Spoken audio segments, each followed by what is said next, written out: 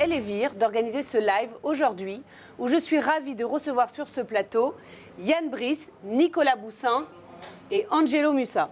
J'ai une chance extraordinaire, ces trois chefs sont tous chefs pâtissiers meilleurs ouvriers de France, MOF. Donc Nicolas l'année 2000, Angelo 2007, Yann le petit jeune de la promotion 2011. Donc je suis ravie d'avoir une discussion aujourd'hui grâce à Elevir à l'occasion de la sortie de mon livre, les 50 gâteaux de grands pâtissiers qu'il faut avoir goûté une fois dans sa vie. Donc Yann figure dans ce livre avec son tourbillon, Angelo avec son 100%. Nicolas, malheureusement, comme tu n'as pas de boutique, je n'ai pas pu te prendre, mais ça aurait été avec grande joie. Merci. Le lien entre vous trois, c'est, je crois, Nicolas, que tu as soutenu ces deux chefs pendant leur période d'entraînement, de préparation. Bah ouais, mais c'est mieux que ça soit eux qui en parlent que moi. Alors... Mais vous voyez, quand on est là vous avez des amis, des collègues, des amis, et en même temps, il faut être là au moment où ils ont besoin. Pour dire les choses qu'il faut pour les soutenir. Donc je vais laisser chacun parler du moment parce que pour nous c'est gravé à vie dans nos mémoires. Je vais juste te demander une petite anecdote sur Angelo ou un moment vraiment intense avec Angelo et pareil sur Yann avant de leur donner la parole. Alors Angelo on en parle assez souvent, c'est la deuxième visite que je lui ai faite au laboratoire où il préparait son concours. Et donc en 2-3 heures, on a bossé un peu ensemble et il y a une espèce d'alchimie qui s'est faite et ça s'est inversé, le moral a repris, mais bon, Angelo en parle mieux que moi de ce moment-là, puisque lui, il l'a vraiment vécu avec encore plus d'intensité. Et Yann, il y a deux choses. Quand il a passé le concours pour la première fois, donc en 2007, quand Angelo a eu le concours, le titre, moi j'étais responsable du labo où était Yann. Et j'ai vu quelqu'un, moi je connaissais le travail de Yann, je savais le travail exceptionnel qu'il faisait chez Dalawayo. Et là j'ai vu quelqu'un de tétanisé. Et pendant 3 jours, j'ai souffert de le voir souffrir à ce niveau-là. Et on a gardé notre amitié après, ce qui n'est pas aussi très facile, parce que quand vous êtes spectateur d'un échec, c'est pas facile, ni pour celui qui a vécu ce moment en candidat, et puis moi j'étais simplement spectateur. On a discuté, mais il racontera ça mieux, et on a trouvé les moyens de pallier à ce décrochage qu'il avait eu en 2007 et en 2011. Ça a matché. C'est ça. Mais ce que j'entends, c'est que plus qu'un coach technique, c'est aussi un coach mental pour vous, les gars, parce que il y a un moment où tu es quand même, tu parles de tétaniser, tu parles de morale dans les chaussettes, on parle de choses quand même violentes. En fait, Hélène, quand tu es dans le concours, comme on dit, tu as la tête dans le guidon, et il y a plein de choses que tu vois pas, en fait, que tu vois plus. Et les coachs qui sont là pour t'aider, pour te soutenir, ils sont là justement pour te faire lever la tête et pour te donner un coup de morale et puis te redonner confiance, te remettre un peu sur le droit chemin et te faire dévier des erreurs que tu peux faire. Il faut aimer les gens pour pouvoir... Ah ouais, il faut être généreux, c'est clair. Il faut aimer la vie, il faut aimer manger, il faut aimer la pâtisserie, c'est ça. C'est un échange, un partage. Ouais. Et il faut savoir que on s'aide mutuellement. Je veux dire, Angelo, quand j'ai fait les championnats du monde en 2002, Angelo était tout jeune à l'époque. Je suis toujours tout jeune. Oui, c'est vrai. Et moins jeune, mais il est toujours tout jeune. Et il m'a beaucoup aidé. Et là, c'est moi qui avais la tête dans le guidon. Et c'est lui qui m'a aidé. Même, il m'a aidé différemment et avec une générosité. C'était incroyable. Et pour moi, c'était un juste retour des choses, d'être juste là quand il avait besoin. Voilà, c'était ça aussi. Alors, petite question, les garçons, je ne sais pas qui veut répondre en premier. Comment on décroche le titre de MOF pâtissier ? Je vais commencer, je te laisserai. Alors déjà, il faut être passionné, il faut beaucoup travailler. Donc je pense que chaque candidat est différent.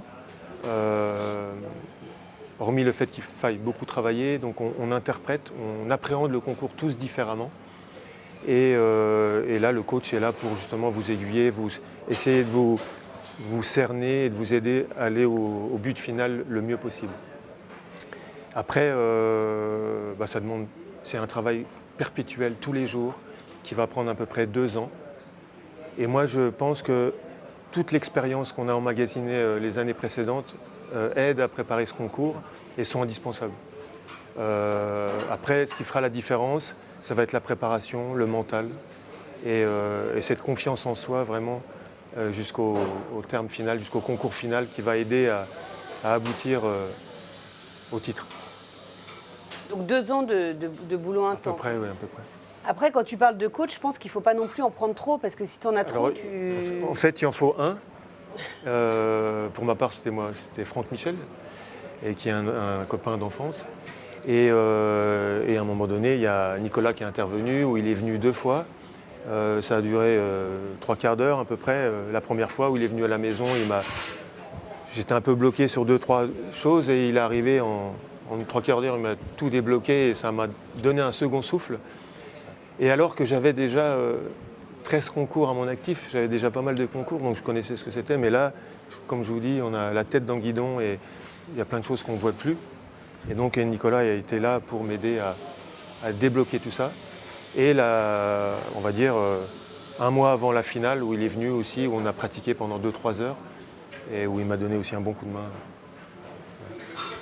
Et c'est des moments uniques. C'est des moments gravés à vie. Ça crée un lien. Ah ouais, ça c'est clair. C'est une famille, c'est comme un frère, c'est très très fort.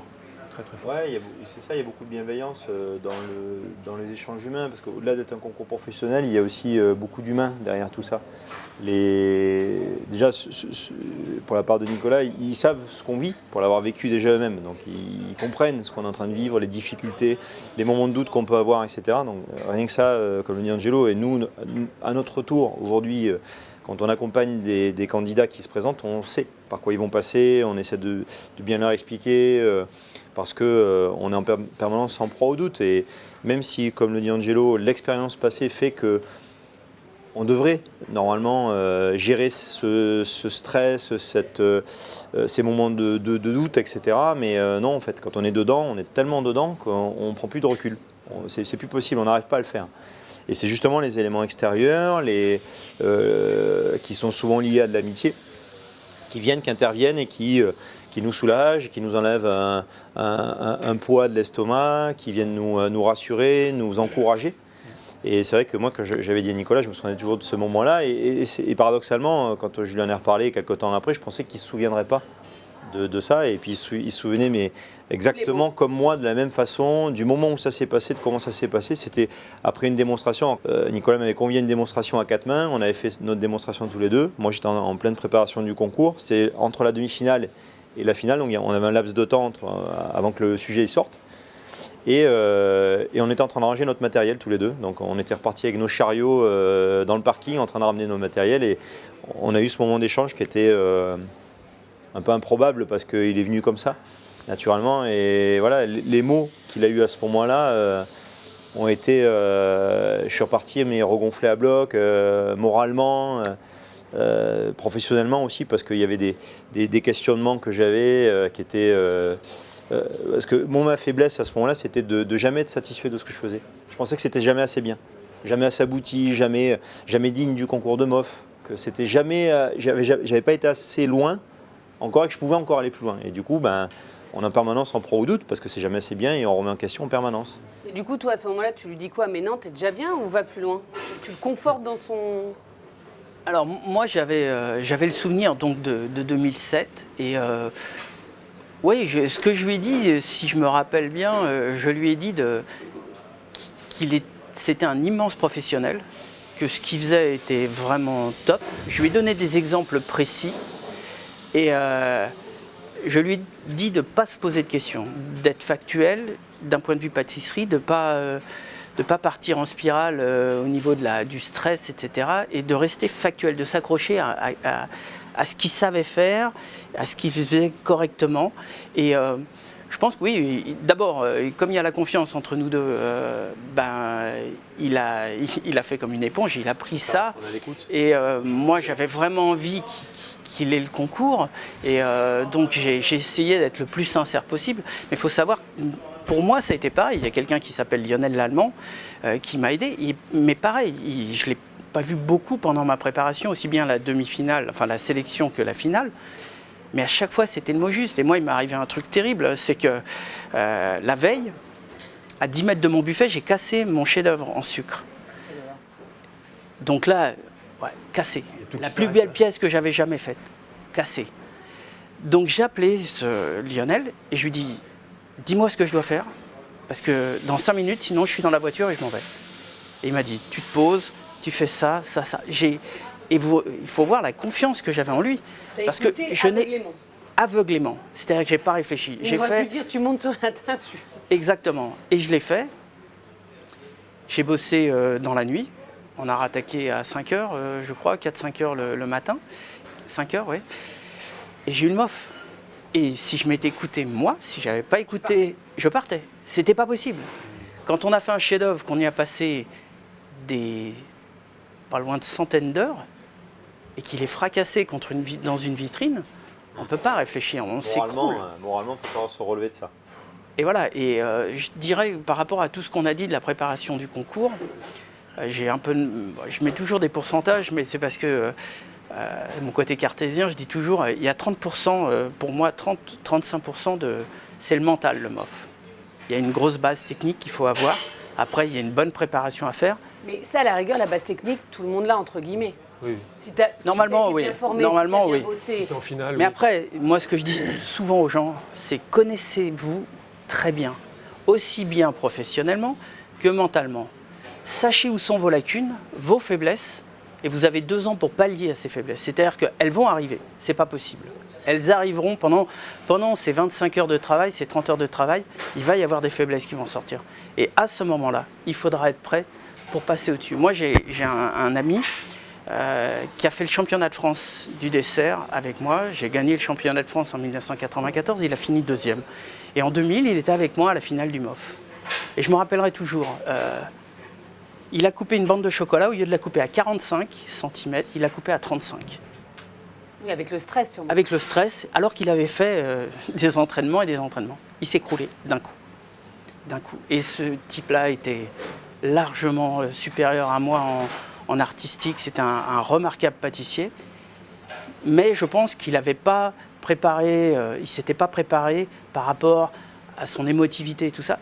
Et ça l'a perdu. Mais professionnellement, c'était un mec exceptionnel. Et moi, j'ai toujours cette personne en tête. Et je pense que le MOF, il faut arriver avec cette espèce d'humilité de se dire il y aura des moments où ça ne va pas aller, et c'est à ce moment-là qu'il faut avoir réfléchi en amont sur ce qu'il va falloir faire. Moi, je dis toujours prévoir l'imprévu, c'est un peu stupide comme réflexion, mais être toujours à l'affût et prêt à rebondir sur quelque chose qui va se passer qui n'était pas prévu. Et ça, pour moi, c'était ma préparation, prévoir l'imprévu. Voilà. Tout ça, ça me fait vraiment penser aux grands sportifs. En fait, finalement, je retrouve vachement de valeur du sport, parce que finalement, si tu cours une course et que ton lacet se défait, enfin, j'imagine que il y a un parallèle, bien sûr. Mais, enfin, tu peux aussi avoir un imprévu dans une course. Tu peux tomber, trébucher, crever un pneu. Il peut y avoir plein de choses. Puis c'est une préparation de tous les jours pendant des semaines et des mois, et sans savoir si tu vas réussir, mais c'est une préparation très intense. Et puis il faut être bon le jour J, quoi, en fait. C'est le jour J qu'il faut être bon, c'est pas un jour avant ni 2 jours après.